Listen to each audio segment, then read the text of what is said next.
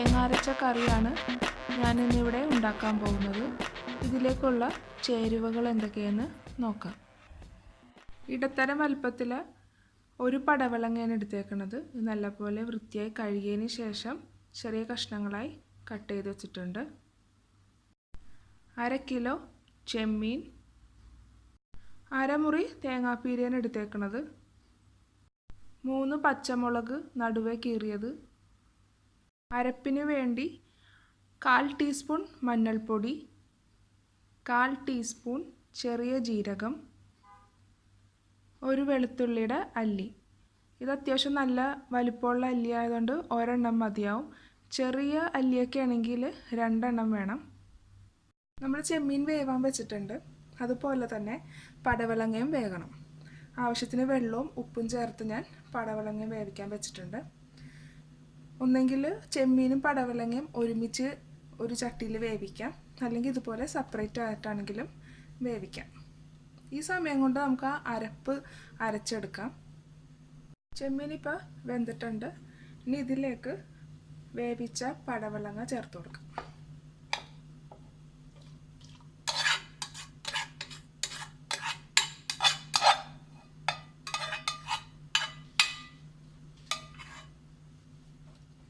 നല്ലപോലെ ഒന്ന് മിക്സ് ചെയ്തെടുക്കാം.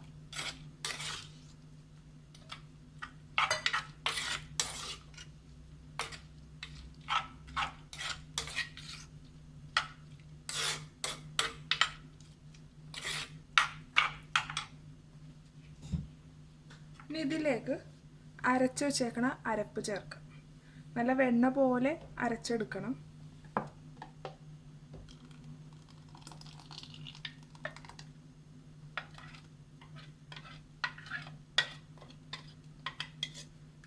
തീ കുറച്ച് വെക്കാം,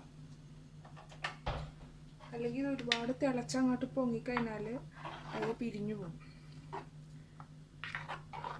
ഇനി ഈ സമയത്ത് ഉപ്പ് നമുക്ക് നോക്കിയിട്ട് ആവശ്യമുണ്ടെങ്കിൽ ഉപ്പ് ചേർത്ത് കൊടുക്കാം. ആവശ്യത്തിന് ഉപ്പെല്ലാം ചേർത്തിട്ടുണ്ട്. ഇപ്പം ചെറുതായിട്ടൊന്ന് തിളച്ച് തുടങ്ങുന്നുണ്ട്. ഈ സമയത്ത് നമ്മൾ ഗ്യാസ് ഓഫ് ചെയ്തിട്ട് ചട്ടി ഈ ഗ്യാസിൽ നിന്ന് ഇറക്കി വെക്കാം. കറിയിലേക്ക് താളിച്ചൊഴിക്കണം. ആവശ്യത്തിന് വെളിച്ചെണ്ണ വെച്ചിട്ടുണ്ട്.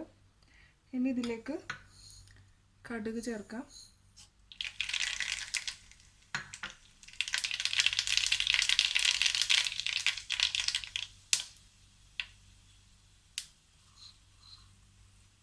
കടുക് പൊട്ടി വന്നിട്ടുണ്ട്. ഇനി ഇതിലേക്ക് അരിഞ്ഞു വെച്ചേക്കണ ഉള്ളിയും വേപ്പിലയും കൂടി ചേർക്കാം.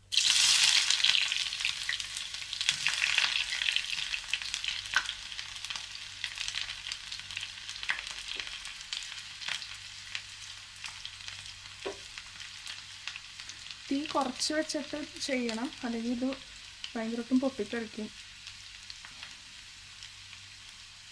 നമുക്ക് തീ ഓഫ് ചെയ്യാം.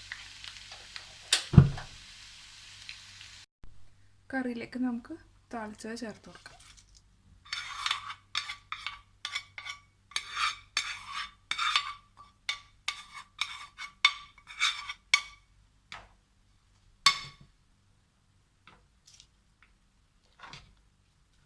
നല്ലപോലെ ഒന്ന് മിക്സ് ചെയ്തെടുക്കുക.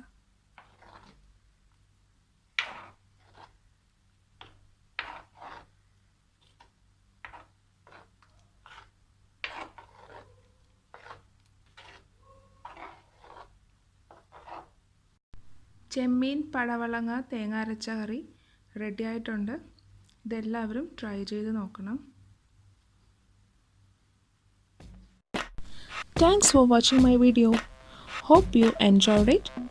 Please subscribe my channel, follow and share my social network.